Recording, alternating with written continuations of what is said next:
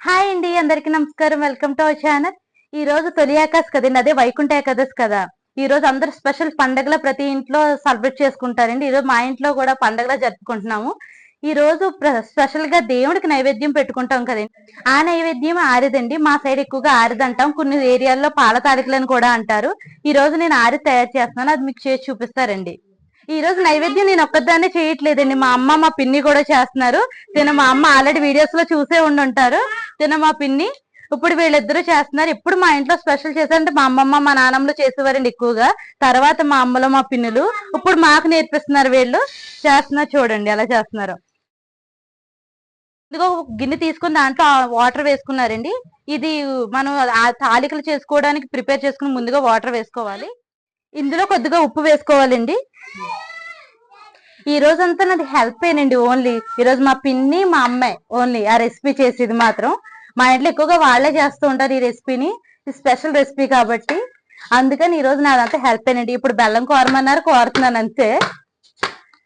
మా పిన్ని పక్కన కొబ్బరికాయ చెదకొడుతుందండి. కొబ్బరికాయ కూర కూడా వేస్తారు ఇందులో. ఆరిది 2 రకాల ఆరుదులు ఉంటాయండి. ఆరిదంటే అదండి పాల తాలికలని కొంతమంది అంటారు, మేము ఆరిదని అంటామని చెప్పాను కదా. ఆరుదులు 2 రకాలు ఉంటాయి. ఒకటి పాలారుది ఉంటది, ఇంకొకటి నీళ్ళారుది అని ఉంటది. నీళ్లతో చేస్తారు, పాలతో కూడా చేస్తారు.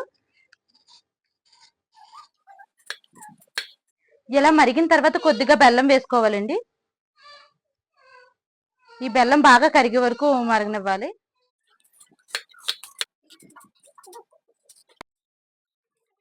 ఇప్పుడు ఇలా బెల్లం కరిగిపోయిందండి. కరిగినప్పుడు ఇప్పుడు దీంట్లో బియ్యం పిండి వేసుకోవాలి. మనం అదే రైస్ ఫ్లోర్ వేసుకోవాలి. దీంట్లోని బియ్యం పిండి వేసుకొని బాగా మొత్తం అంతా కలుపుకోవాలండి. అంటే ఇదంతా ముద్ద అవ్వాలన్నమాట.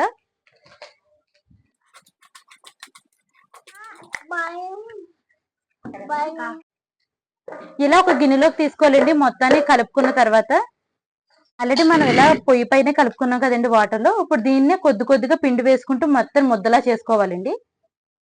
హెల్ప్ అని చెప్పి నాతో కూడా ఇలా పిండి పిసికించేస్తున్నారండి. అసలు వీళ్ళు హెల్ప్ చేయమని చెప్పారు నాతోని.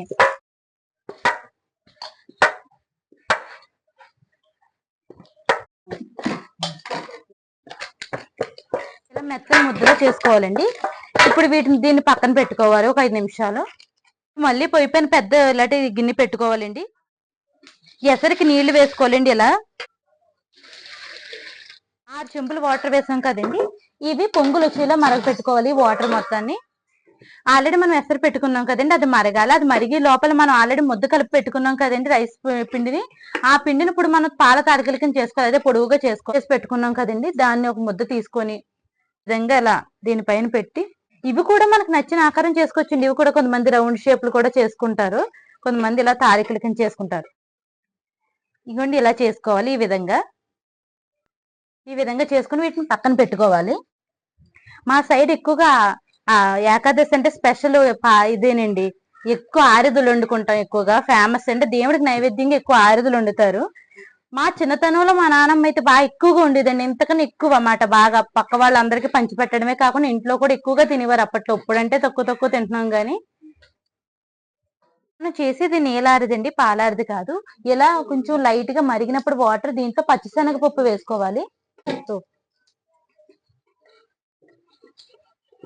తొలి ఏకాదశి అంటే ఆషాఢంలో వచ్చే తొలి ఏకాదశిలోనే మనకి కొత్తగా పెళ్లి అవుతుంది కదండి. పెళ్లి కొడుకు పెళ్లి కూతురు కూడా కొత్తగా పెళ్ళైన వాళ్ళకి అప్పుడు ఈ తొలి ఏకాదశి రోజు పెళ్లి కొడుకు పెళ్లి కూతురు మళ్ళీ చేస్తారండి. మళ్ళీ చేసి ఆ రోజు స్పెషల్ మాత్రం మళ్ళీ మా సైడ్ ఇదే చేస్తారు, ఈ ఆరిదినే వండుతారు. అవును కదమ్మా, నిజమే కదా. చేస్తారు మొత్తం అంతా అలా ఉంటది. పెళ్లి కొడుకుని చేసి పేరెంటాన్ని పిలిచి మామూలుగా ఇస్తారు.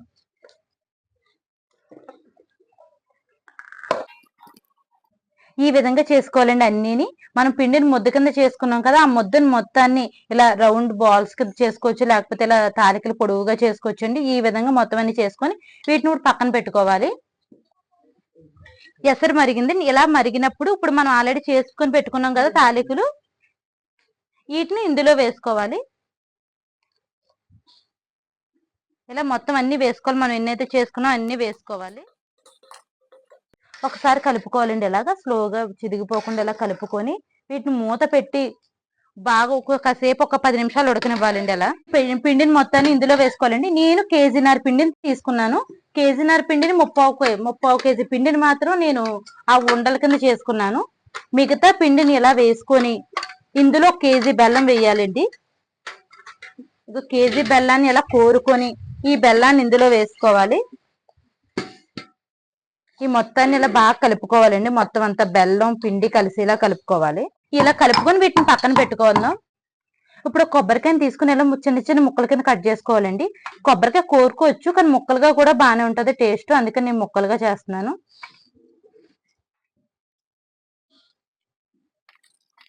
ఇప్పుడు ఇందులో మనం ఆల్రెడీ కలుపుకున్నాం కదా బెల్లము పిండి, ఆ కలుపుకుని ఇందులో వేసుకొని కలుపుకుంటూ ఉండాలి. వేసుకుంటూ కొద్దిగా వేసుకొని కలుపుకుంటూ ఉండాలి.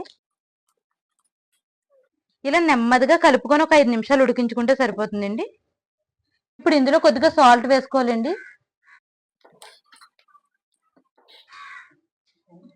ఇందులో కొద్దిగా యాలకుల పొడి వేసుకోవాలండి. బెల్లం వేసాం కదండి, అడుగు పట్టకుండా అస్తమానం కదుపుతూ ఉండాలి. అలాగా స్లో కలపాలి, ఎందుకంటే అవి విరిగిపోకుండా నెమ్మదిగా కలుపుకుంటూ ఉండాలి. ఇప్పుడు ఇందులో కొబ్బరికాయ ముక్కలు వేసుకోవాలండి. చిన్న చిన్న ముక్కల కింద కట్ చేసుకున్నాం కదా, వీటిని ఇందులో వేసుకోవాలి. చూడండి, ఈ విధంగా ఉడికితే సరిపోతుంది. ఇప్పుడు దీన్ని దించేసుకుందామండి. చూడండి ఎంత బాగా వచ్చిందో. ఈ విధంగా చేసుకోవడమేనండి, ఇంతే, చాలా ఈజీయే. దీని ఇప్పుడు దేవుడికి నైవేద్యం కింద పెడదాం.